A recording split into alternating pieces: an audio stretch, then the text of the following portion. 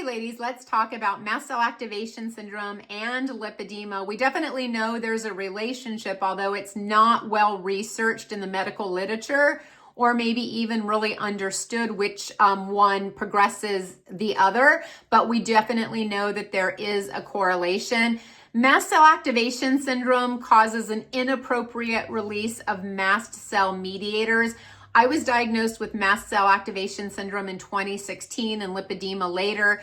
I will say that since I have been testing women both with food inflammation testing and with microbiome testing, I can definitely say that those women that have mast cell activation syndrome almost always have higher concentrations of histamine producing bacteria when we do the testing.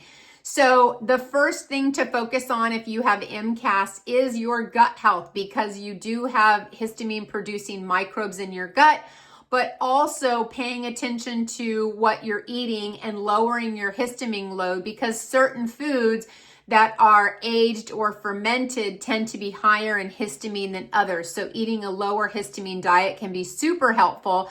And I have a free guide if you want it. Just reach out and we'll get that to you.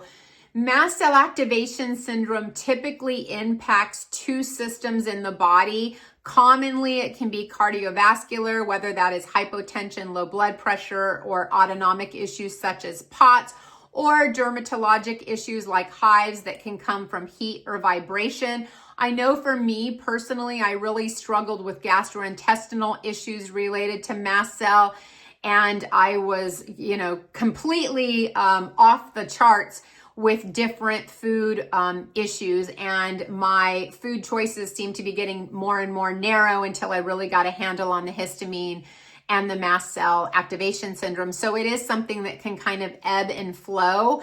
And there are certainly tests to determine whether or not you have mast cell activation syndrome.